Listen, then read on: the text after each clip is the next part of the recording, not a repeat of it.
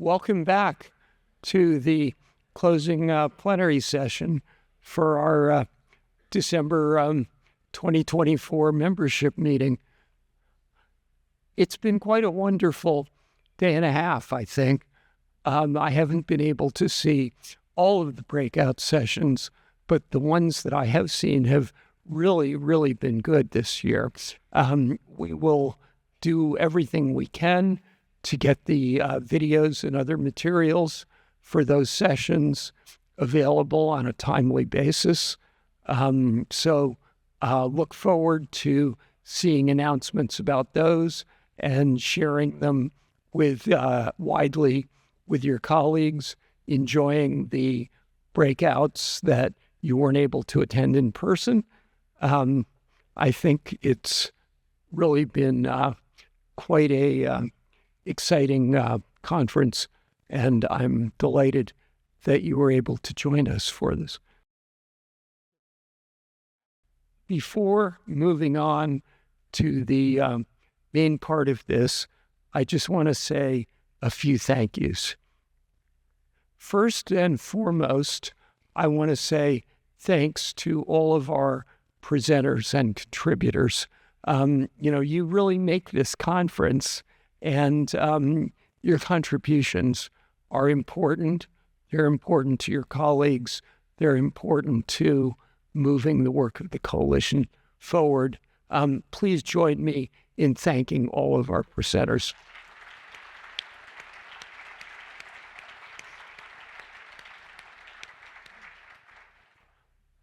And let me also ask you to join me in a round of thanks to the CNI staff. As always, this went amazingly smoothly.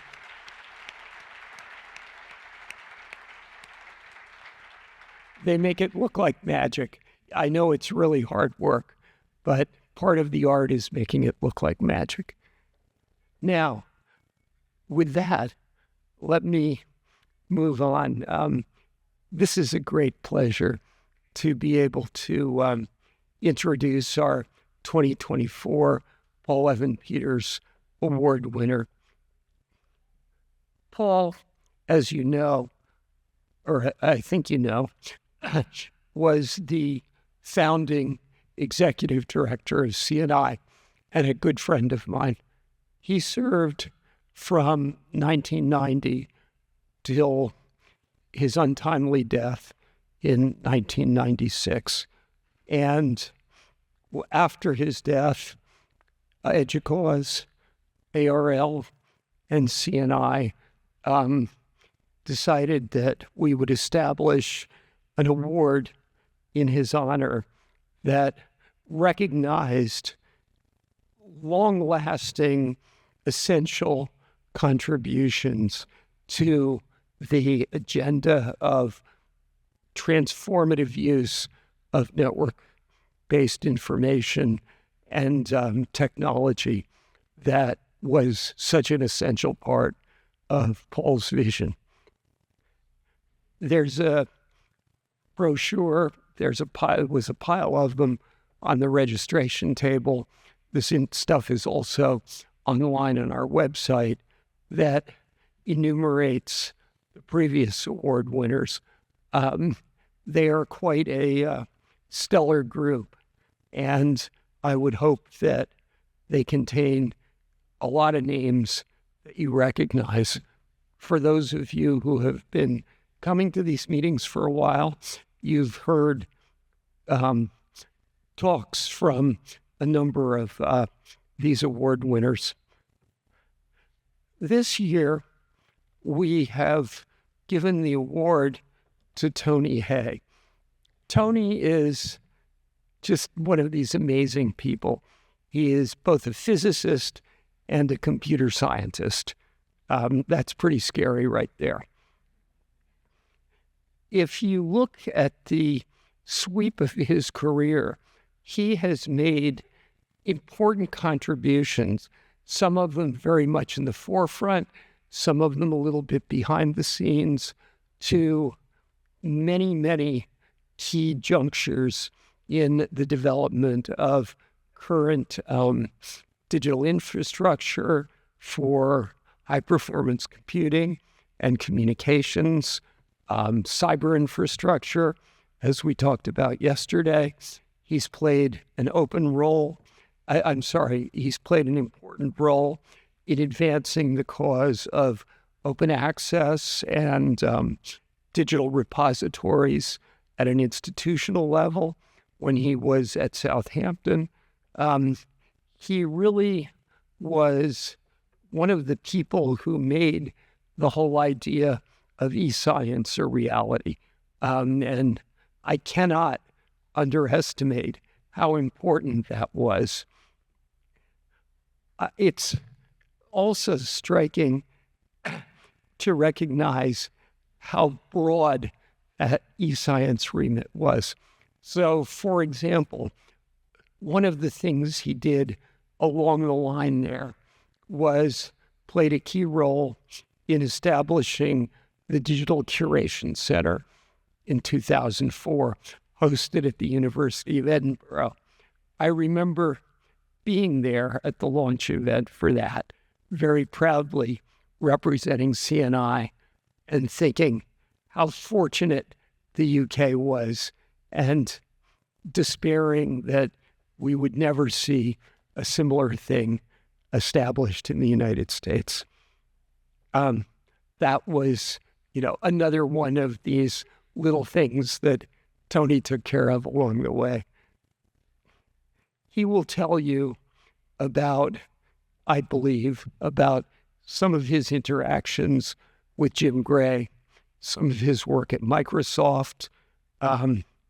He played a very key role in mediating between the academic and research community and Microsoft Research for a period of years. He then went back to the UK and did very interesting work in large-scale data science. I think he'll say a few words about that. So I am just delighted to recognize Tony as the 2024 awardee of the Paul Evan Peters Award. I am looking forward to his lecture. He gets a lovely glass bowl, which you can see there. Both Tony and I have agreed we're afraid to touch it, so it's going to just stay there. And with that, Tony, please. Well, thank you very much, Cliff, for those very kind words. And I'm deeply honored to be in the company of people like Tim Berners-Lee, Brewster Kahle, and Vince Cerf, and others who won this award. So I'm very grateful to the CNI and to Cliff, and also to ARL and Andrew and EDUCAUSE and John O'Brien for this honor. And I look forward to my wife carrying that home in a hand baggage on the aeroplanes. So I'm very grateful to be here. And what I'd like to do is see if I can fulfill some of Cliff's promises about what I'll say. Okay, so I am going to talk about Jim Gray with the fourth paradigm. I'll then say something about open science, and it'll be a little bit like Cliff was. I'll do a little bit of history in that, some personal history from Southampton, and then talk about what we've been doing in AI. And when I left Microsoft after 10 years, I followed the data and I went back to the national lab in the UK where they produce petabytes and petabytes of data. So without ado, let's carry on. I just thought I'd show this slide, which was from my CNI keynote in 2005. And I was surprised to see it talks about the library community. So it was very good. We've been, my wife is a librarian, I should explain. Right, okay, Jim Gray's fourth paradigm, data-intensive scientific discovery. This was a shot I took of Jim Gray on his boat in San Francisco, and it's now widely available on the internet, and I can tell it's mine because just on the left there, that little dark bit is my daughter-in-law's knee. So it is definitely my photograph. So Jim Gray was involved. He was a pioneer of databases and was he could do anything with databases. He was banned from talking to Microsoft's SQL Server people because he depressed them. All right. But so he was involved. He realized that the biggest databases were going to be in science, and he wanted to understand how to extend the database technology to deal with these huge data sets. So he became a sort of astronomer. He worked with Alex Saleh on what I would say is one of the pioneering survey experiments, almost the first modern survey experiment in astronomy, the Sloan Digital Sky Survey. And it only produced, maybe 100 terabytes at the end, and it started in 1992 and finished in 2008. And the interesting thing is that, this is a slide from Alex Saleh, it cost something like 250 million, the actual apparatus, running it and so on and building it. And they got something like 5 papers a year, so you could divide your grant and see how much it costs to produce a paper per year, but it comes out to something like 100K. And then in order to maintain the archive, you need people, and the cost for that is about 500K a year. And of course, when the grant for actually you've spent all this money, you've spent 250 million, what are you going to do with the data you've collected when the experiment's over? Is it just going to decay away? Who's going to pay for looking after it? And nobody wants to do that, is the answer. And the moment he's got funding for another couple of years to keep the archive on SDSS available. So there's a challenge there. Jim Gray, in his last talk, talked about e-science. His definition was slightly punchier than mine. IT meets scientists. And he was pointing out that the world of science has changed. The model is for data to be captured by instruments or by simulations, processed by software, and stored in computers. And it's only late in the process that scientists get their hands on the data. They don't look actually at the stars. They only look at the data they produce. And he believed that there was such a different way of doing science than we had, and that was why he came up with the idea of the fourth paradigm. So we've had experimental science thousands of years ago, looking at the stars and so on. And then when Newton came along, and Maxwell and Galileo, and later with Schrodinger and people, we had theoretical science, so we could actually do simulations, calculations of what would happen and make predictions and go look for the data. And then pointed out by Ken Wilson in his Nobel Prize talk in 1970s, that in the 1950s we invented digital computers. And that gave you another way of doing experiments, computational experiments, in areas you couldn't easily get to, temperatures or regimes or awkward environments. You could actually go and predict what you would see and then go and do some measurements. So computational science, you needed to know how about computers, you need to know about programming, you need to know about software and so on. And that was a different set of skills. It didn't replace experimental and theoretical science, but it was a new way of doing science.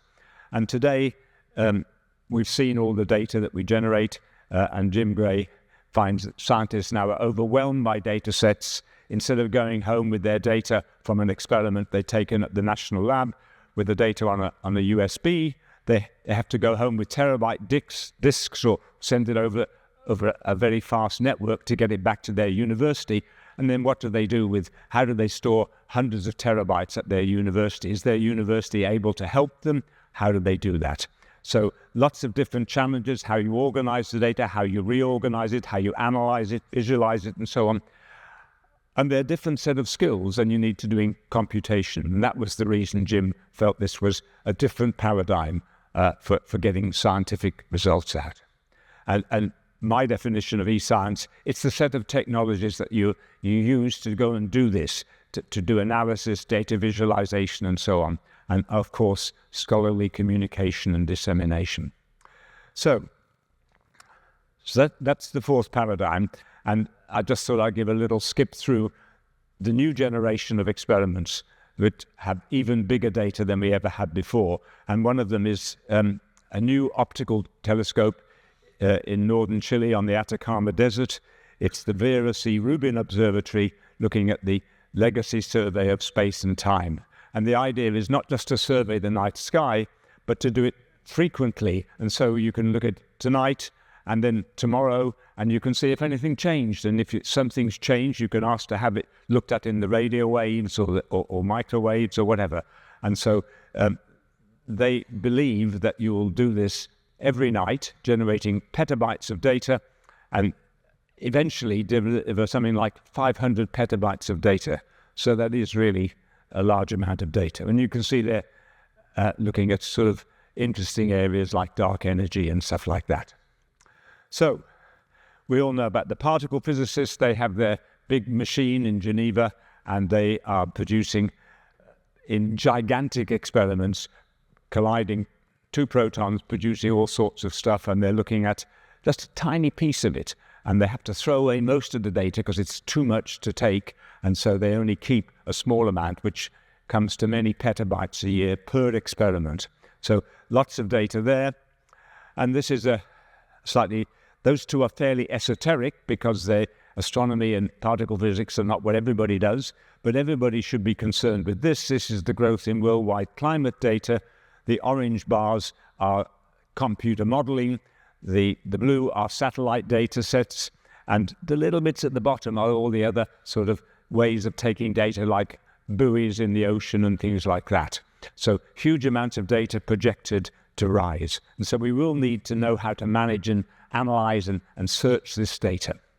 And of course, in bio area, again, it's a huge explosion of different types of different data, genome sequences, proteomics, clinical data, and then you have drug targets, diagnostic tools, and all these things, all producing huge amounts of data. And here you want to put them together and combine them and so on. So it's a real challenge, and you need to know how to handle data extremely well. So this is, if you like, where data science is going. Okay, so I thought what I would do is just explain why everybody is excited about AI at this moment. What has happened to change things? AI has been going on for donkey's years, ever since Turing after the war. So why is everybody interested in AI? And I thought I'd give you the background, and I apologize for those who know it very well, but I thought it would be worthwhile going through it because it underpins everything we've talked about in AI, the large language models and so on. So up to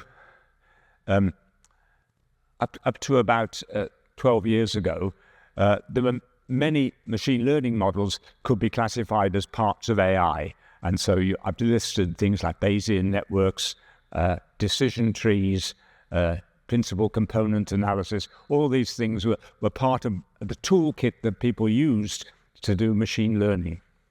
But the one in red is the one that was largely ignored until 2012, but now is actually dominant over almost every area. So what do I mean by artificial neural networks? Well, there's a little model. It sort of vaguely looks like the neurons in your brain, in that there are many of them and they're connected in many ways. But the simple model is that you have, for example, two inputs to this computer neuron, and they have a weight. And if you add the input times the weight and join them together, if it gets above a threshold, it then sends a signal out at the end. So that's really their model of the neuron. And then you can put them together, an input layer, hidden layer, output layer, and the data just goes in, and if you get a signal, it comes out at the end. And this is how your number plate recognition system works on these type of systems. So that was the situation in neural networks, and it was just one of many machine learning methods. But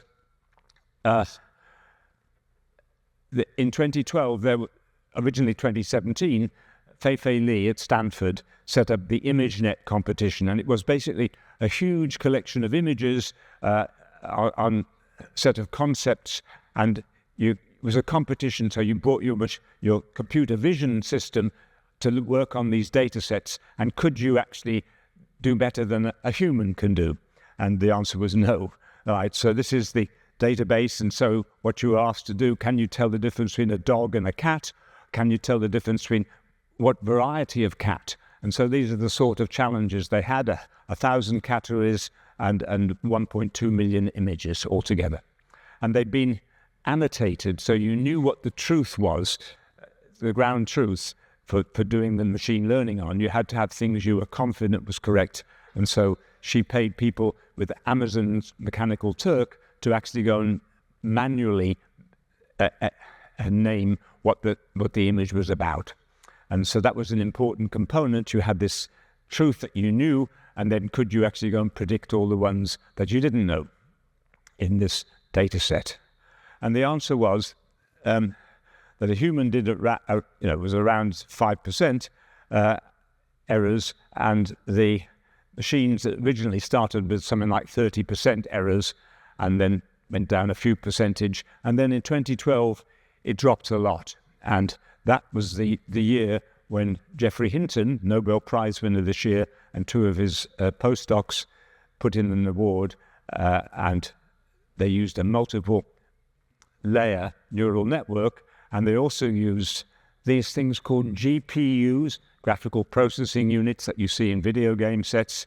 They suddenly used those. So the green here shows that there were 4 entries of all the things that, instead of just ordinary computing, used GPUs. And as you can see, the number of GPUs went up, and also the accuracy of the systems, as you got more complicated neural networks, went down. And in the end, instead of a simple network with one intermediate layer, which I showed earlier, you can have many layers, and you can have many types of, this is everything to everything connected, but you don't have to have that. You can have different ones, and that's part of the art of doing machine learning nowadays, using neural networks. So this is the classification rate, and you can see 2012, it dropped from 26% down to 16%, and since then, it's got down below what we think humans could do. But you notice now we've gone from a few hidden layers to 150 hidden layers. So these are very complicated systems, take a lot of computing power to do it, and GPUs are particularly suited to doing that. So that was the original impetus for these things. One of the pioneers at Stanford was Andrew Ng, and this is a marketing slide. You can tell it's a marketing slide because the axes have no units on, all right? So, but what his point was that it appears that these deep learning neural networks get better the more data you put in, where the other methods saturate in terms of performance. And so being big data really makes a difference for these things, and you wouldn't have found this out with the small data sets we've been using. And now, all the things I've talked about, machine learning with these neural nets in various forms, are now routinely used for image classification, speech recognition, handwriting, transcription, machine translation, text-to-speech conversion, natural language questions, almost human level, autonomous driving. I'm not sure I want to get into a driverless car, but there we are.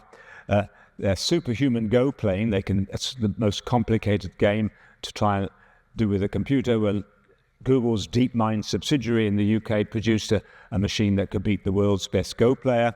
And Geoffrey Hinton used to say, why are you bothering to train radiologists? Because computers can look at a radiology scan and detect tumors better than humans. And they don't get tired, they don't have to be paid, and they don't go on strike. So it really, his view, it was time to move on.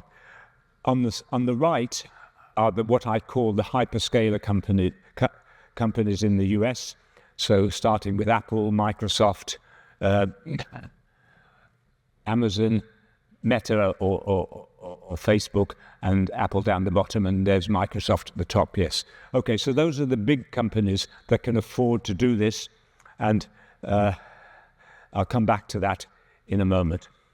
So this is a book that I recommend if you're interested. This is an easy-to-read survey by a guy named Teddy Sejnowski, who was a collaborator with Geoffrey Hinton way back in 1980s, where they were the few people in the world working on neural networks. So the book is really, we told you so. And it's quite entertaining, all right? So, but we're still doing this now. Okay, and what made deep learning take off was big data, all right? And it really is changing things. So that book is an easy, accessible read. And of course, when Ernest Rutherford won the Nobel Prize for chemistry way back, he was very annoyed to win the Nobel Prize for Chemistry. He'd been looking at bombarding nuclei with neutrons and looking at nuclear reactions, transformations they were called. So when he got given the Chemistry Nobel Prize, he said in disgust, "I've seen many transformations, but none as quick as my transformation from a physicist to a chemist." And that you could say here, because John Hopfield was a physicist, but moved to neural networks. Geoffrey Hinton has never been a physicist and was a cognitive scientist in Sussex many years ago when I first met him. Okay, but this is their Nobel Prize for neural networks. Okay, so what we've been trying to do is to use that type of AI, when it's very good on images and things like that, and these deep learning neural networks, to help get science results. And this is a look at what happens in the US. In the US, you're very fortunate that you have these national laboratories, and this is obviously Berkeley, and this is indicating the beginnings of big science. This is in on the front, you'll see Oppenheimer and Ernest Lawrence and a few other people. And this was the team that you needed to operate a very small cyclotron of 60 inches in diameter.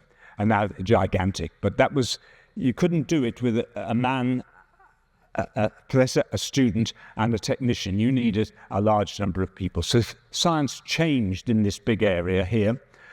And at the national labs, they're fortunate to have mathematics and science and computer science research. They have these big user facilities. This is a picture of a X-ray synchrotron, and they have lots of data sets which they have funds to curate, and of course they have the most powerful computers. So the ones I'm talking about are sort of Berkeley, Argonne, and Oak Ridge, which have the supercomputers from the Department of Energy, and they're also Los Alamos, Livermore, and the Sandia are the weapons labs. They have computers too, but the ones that we can access are the ones at Oak Ridge, Argonne, and Berkeley. And then you can put teams together to do science in a way that's very difficult in universities.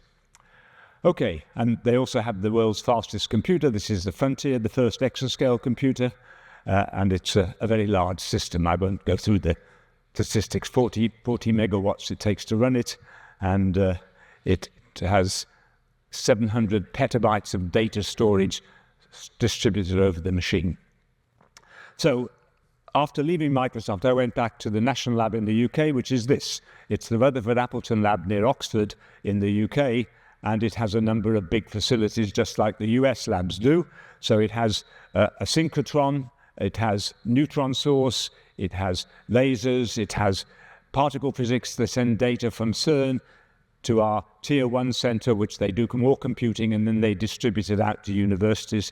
And it also has a thing called the Jasmine Super Data Cluster, which is a network with computing nodes and data nodes side by side, all connected to the same fast network. So it's a very interesting machine, and it contains all the environmental data for example, for the ICC predictions and things like that. So large amounts of environmental data used, and of course the electron microscopy facility now also produces petabytes of data. So large amounts of data. This is why I went back to the UK labs to actually go and follow the data. And so what it did, I was somewhat dismayed to find when I got back in 2015 that nobody was interested in this breakthrough in AI with deep learning. So we set up this scientific machine learning group, and our vision was to be able to apply these deep learning methods to experimental data and also experimental apparatus. Can you use AI systems to improve your science? And the answer is obviously yes. And we work with the neutron source, the lasers, we work with the X-rays, and they also, part of the laboratory is RAL space. They send these things up into space and they're responsible for testing them before they go up. It's a very big facility. And we also have something called the Rosalind Franklin Institute and a number of other things. And what we've been doing is working with these, showing them how to use these facilities, and also finding out how we can improve our computer science AI techniques by learning from what we can do and what we can't do.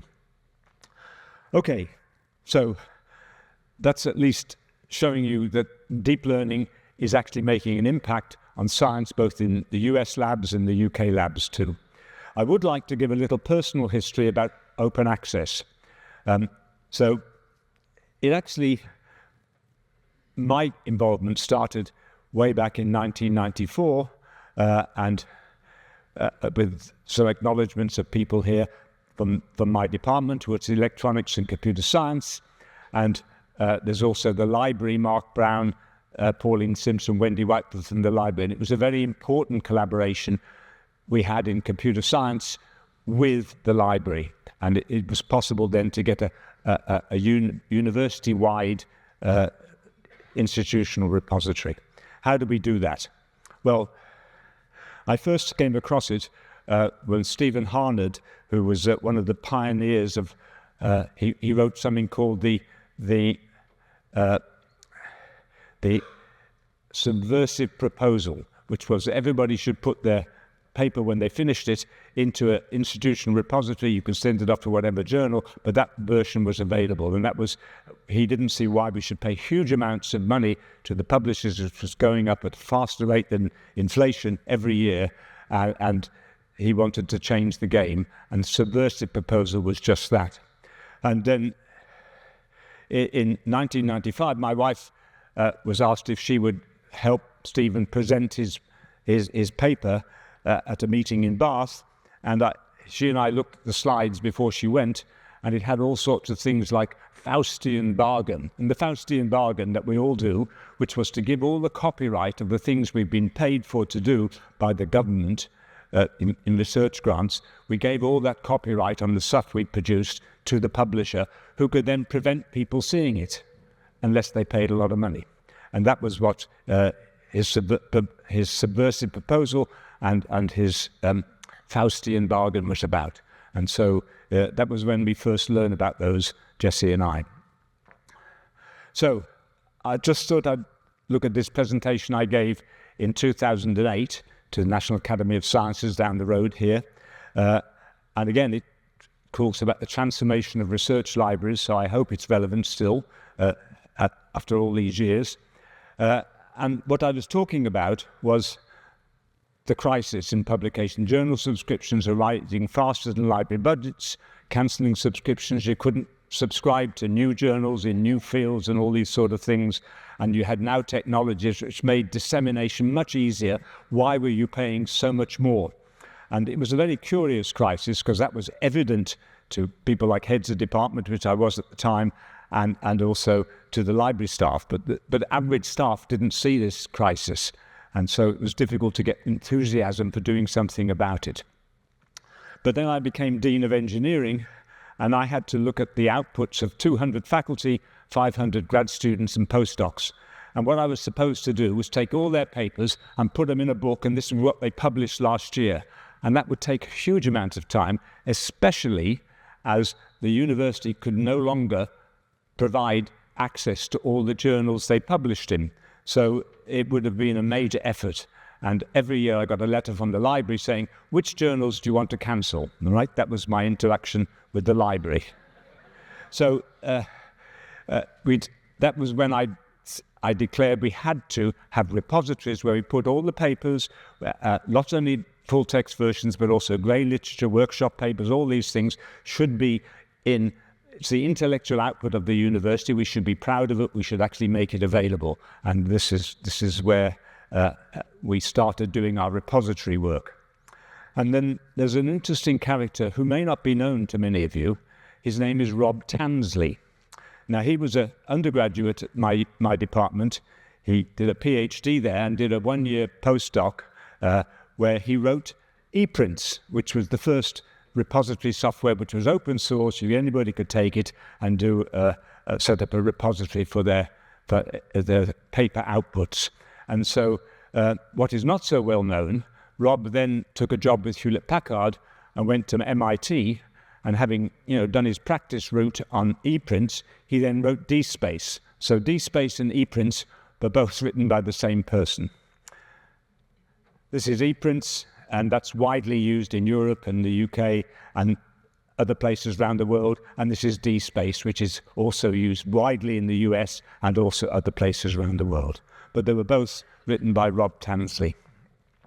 Okay, what is the progress towards open access in the UK and the US? Well, the answer is it's rather complicated. This is what we are now. We have an organization which combines our particle physics and our biology and our environmental research councils into one. It's called the UKRI, UK Research and Innovation is what UKRI stands for. And so this is from Rachel Bruce. She's the head of open research, and this is what the government say. G7 says they want to do it. OECD says we want to have everything fair data and stuff like that. Well, it's clear that they don't know the details, because making things fair is an interesting unsolved challenge in my view. So this is now UKRI championing open research. They've done an open access policy. They're now doing a data policy. And again, they want to normalize it across the arts and humanities and science, which I'm not sure is necessary, but that's because they're rather different in their outputs. And open research in these fields, I'm not quite sure. I don't know enough about the arts and humanities in that context. But that's what they're doing, and they've just surprisingly sponsored the production of a tool called Octopus, where you put all your data, all the results that you've done, the previous results, the ones that failed, everything is in this Octopus. It's only been launched just now, and I don't know whether it'll be successful, but to me it's quite interesting that for the first time the funding agencies in the UK have actually taken seriously that you might want to do this, and maybe you should be doing it. So at the moment it's just been launched, and we'll see if anybody uses it. Now this is a subject that I'm sorry to bother you, but it is where we are in the UK. There are these transitional arrangements, and they were devised specially to give the poor publishers, who were in danger of losing their money. So they had an open access bit, and they also had a subscription. And so there were these hybrid journals. And so they said that we'll pay them some extra money so that they can get rid of the hybrid journals and go fully open access. Okay, well, we're still waiting for that. That was the idea, and it was meant to reduce costs. And we'll see about that in a moment. But the proportion of open access articles actually in the UK, it was apparently 4% higher compared to global numbers, and we've also got 65% now of some form of open access in the UK. This is the view from the Southampton Library. We use Elsevier's Pure tool for research information management, which can produce all sorts of statistics. Academics deposit their papers into Pure, which then puts them into the ePrints repository. That's how it works in Southampton. The university has also negotiated 20 what are called transitional read and publish deals. These are to give the publishers some extra money so they can get rid of their hybrid journals. And we'll see whether that happens. And they have, according to our librarian, they've constrained off-the-scale increases in costs, but still almost always rising above inflation. And what we're seeing now is some universities are short of cash, and these deals are becoming unaffordable. So we'll see what happens from that. And data, well, I don't have any numbers on the data because people don't keep the numbers well enough yet, but they're seeing an increase of papers linking to the data sets. Most people don't discuss their data management plans with the library. The library does support training and support on metadata and storage. And what they do is they use the DCC in Edinburgh to provide training for our librarians. And of course, because we're not a little island in Southampton, we are on a little island, but we're a small part. So one of the things that I'm also was on the founding membership was the Research Data Alliance and the Digital Preservation Coalition, as well as the Digital Curation Centre. So I apologise for being responsible for all those things. But there's all sorts of other ones that I'm not responsible for, and that in Europe you have Plan S and everything else. And so it's a very complicated situation. Just a word about the Research Data Alliance, because I was looking at their website. They have produced 200 standards, guidelines, best practices, infrastructure, domains, infrastructures, research data management. That's a lot of guidelines or standards. And the question is, are you using those standards? That's what I asked. So this is the comment from them. She sees that, yes, 200's a lot, but actually it's the global community can use whatever it likes from these things because they're all open, and research data management solutions do involve some of these, and they are the only person looking at globally what are the standards you could have for data management and open science. Everybody can come. She says the data challenges are far from being resolved, and she thinks it's more necessary now than 11 years ago. And the delivery of these 200 outputs are produced by groups with average of 70 experts from around the world. And that means there is quite a distribution that happens automatically, and don't have hard numbers on it, but that's a response that the RDA is doing something that we should pay attention to. And I think it's interesting. But to come back to the US, we've had another memo from OSTP. We had the 2013 one, which said everything should move towards open access, and the federal agencies, this is what the difference between the UK, the federal agencies in the US are responsible for making sure this happens. And now they've got to update their policies, so by the beginning of 2026, there will be no embargo on their release of stuff, and furthermore, you have to have a persistent digital identifier for the data, for the research stuff that you attach to your paper. So I think there is, if you can do this, this is really progress. Right. One of my colleagues who I worked with on open access is Peter Suber at Harvard, director of the Harvard Open Access Project, and he also commented that US and UK had diverged because we have these read and publish transformative agreements, and in the US nobody likes them.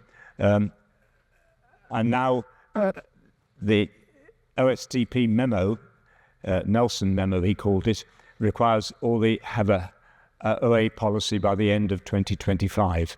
And because they were so slow in implementing 2013, university repositories are still important and have actually grown in that time. And that's using green open access, where you don't actually, you put your paper after refereeing in your institutional repository. And at the moment it has an embargo, but no embargo period by the end of the year, 2025.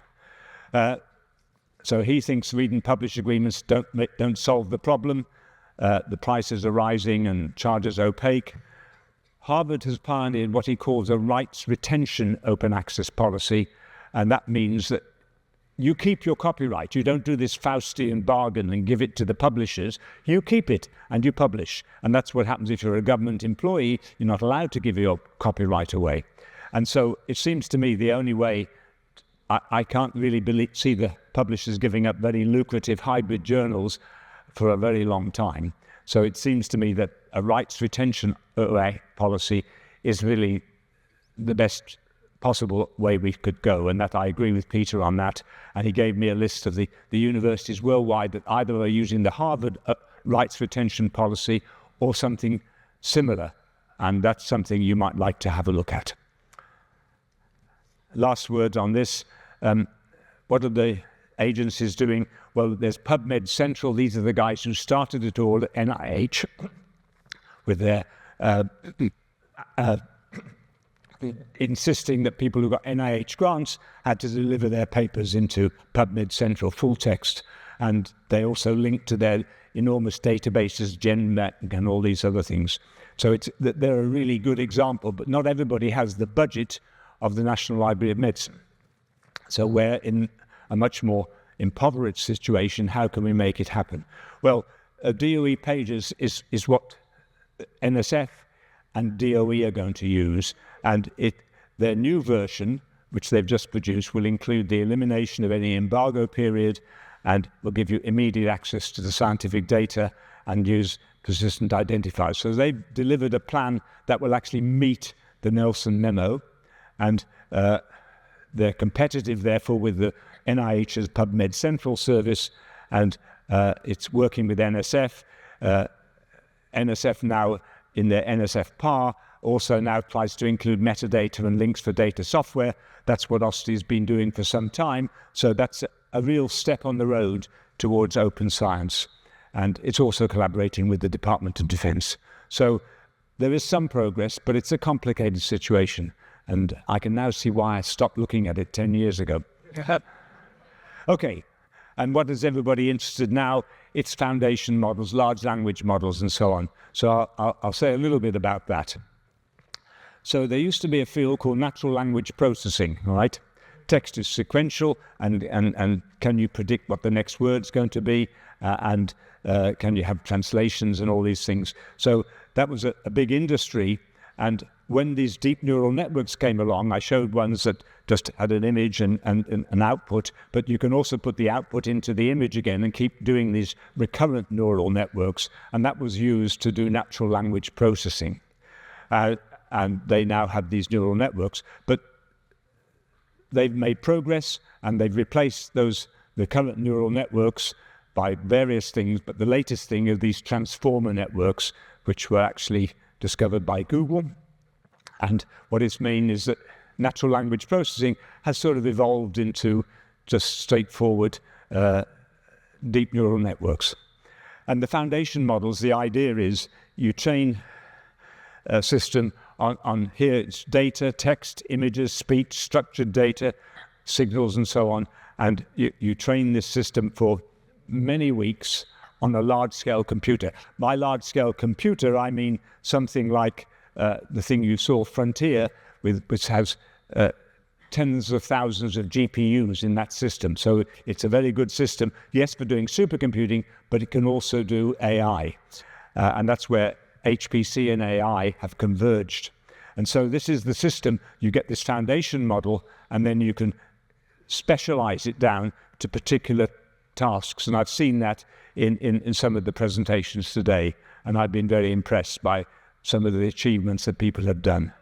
So this is what you train these transformer networks, and you have to train all the links and the weights and all these links on connecting these neural networks. And when you train them so that they can actually do predictions of natural languages, and all it does is predict the next word, and it's remarkable what you can do with that.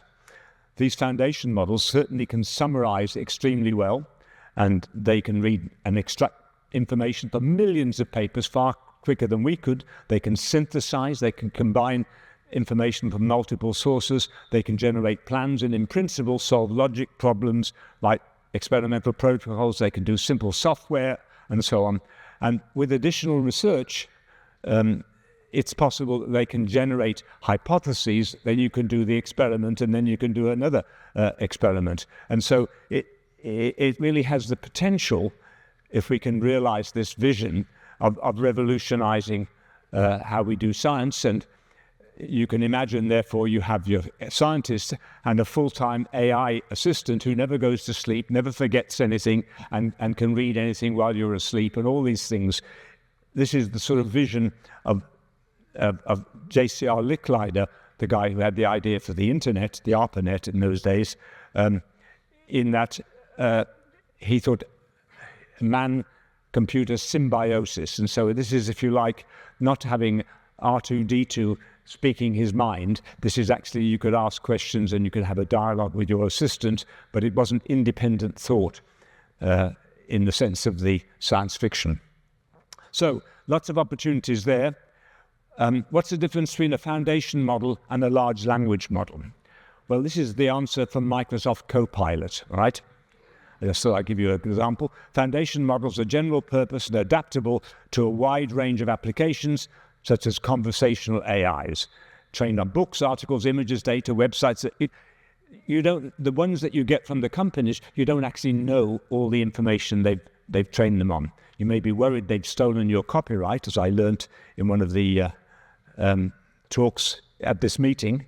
In fact, I've been approached. I write some various books with Cambridge University Press, and they wrote to me saying, would you mind if we said that these companies could use your books as input for their training model. And I think you're in between a rock and a hard place, because if you say no, then your book becomes irrelevant in a sense.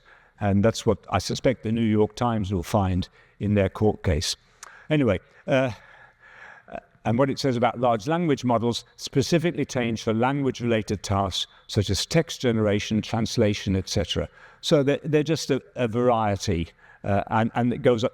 They would be specialized on top of a foundation model. That would be the answer. Doesn't quite say that there, but that's what it is. Okay, so I just thought you'd like to see this. This is a question to ChatGPT from a librarian in Sussex, and he says, out of curiosity, I asked ChatGPT, what's the difference between backup and digital preservation?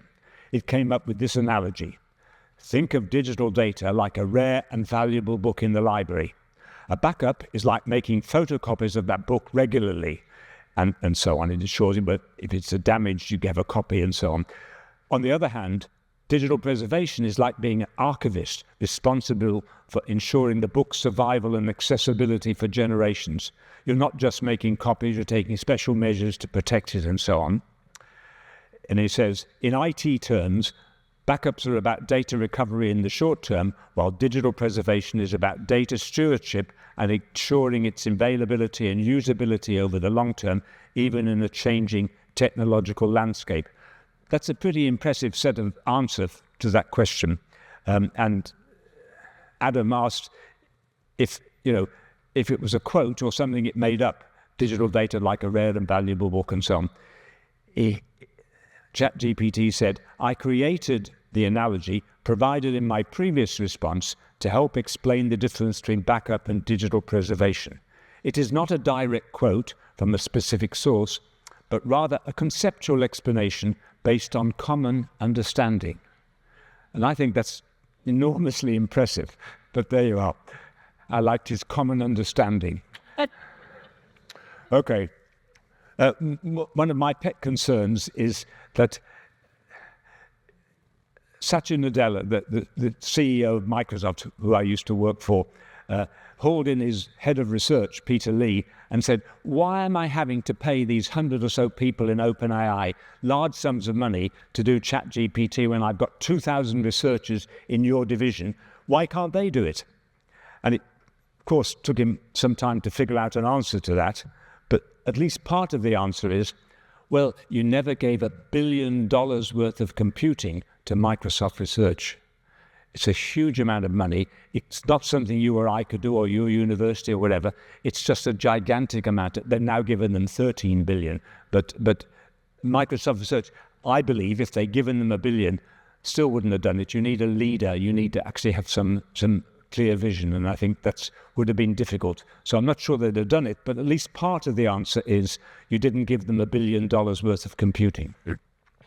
Okay, and so all these companies, these are the hyperscalers, they have many large data sets. They're never going to make it available. They have many hundreds of computer scientists with PhDs in machine learning and AI, and the researchers and developers, as I've just said, have, in principle, billions of dollars. The researchers, forget the researchers, the developers have billions of dollars of computing power they can give to whatever system they like.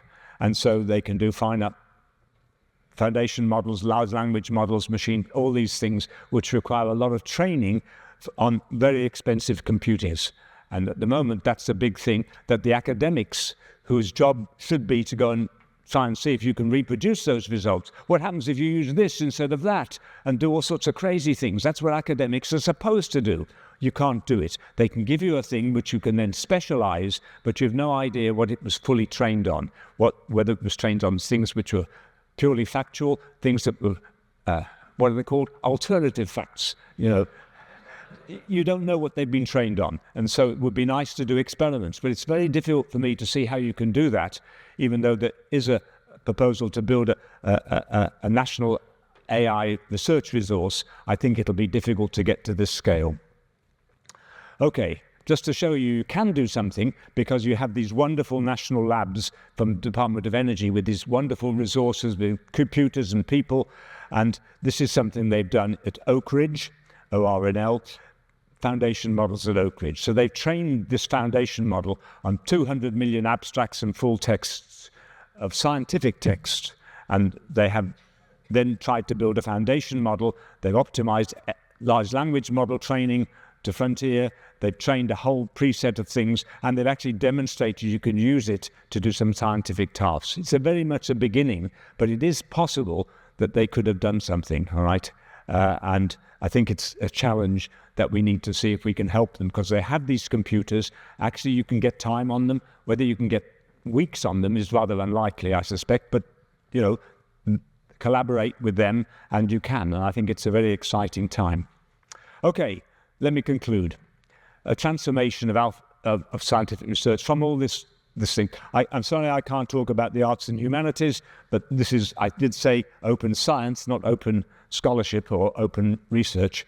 AlphaFold, this is some quotes. This is the guy, Professor John Moult, who set up this problem every year. Every 2 years, they had this protein folding competition, just like I talked about ImageNet. And he said, we've been stuck on it for nearly 50 years. Google DeepMind produced a solution. It's a very special moment. The head of Nobel laureate and head of the Royal Society, a stunning advance, 50-year-old grand challenge in biology, happened decades before people would have predicted. And it'll be exciting to see the many ways it will fundamentally change biological research. And then there's a similar one from the chairman of Genentech. AlphaFold is a one-in-generation advance predicting protein structures with incredible speed. So it really is an impressive thing. In addition to solving the protein folding competition and winning those structures that we've actually done some measurements on, it also could predict what structures we haven't actually measured them, and it has deposited predictions of structures into the European EBI, Bioinformatics Institute near Cambridge. And this is going to reset the field, a very exciting time. And it is for David Baker, because he just won the 2024 Nobel Prize for Chemistry. And what he was doing was not DeepMind, but he was actually producing proteins that never been seen, with shapes that never been seen. So he's produced some very interesting things. Impossible feat of building entirely new types of proteins. This is Demis Hassabis, the one on the right, the left as you look at it on this thing, and John Jumper is the scientist in this. Hassabis was a computer scientist who set up this thing. So they've done a remarkable thing, and I'm very pleased that they actually have, in a sense, AI has now won a Nobel Prize. Not a joke, it's true. So I should finish conclusions. Well, there's a report from IBM, which is quite an interesting report, called The Future Computed, some years ago, and this is a quote: AI won't replace the teacher, but teachers who use AI will replace those who don't. All right, that's fine. So you can easily adapt that. AI won't replace the scientists, but scientists who use AI will replace those who don't. And I like to finish on this. AI won't replace the librarian, but librarians who use AI will replace those who don't. Thank you very much for listening.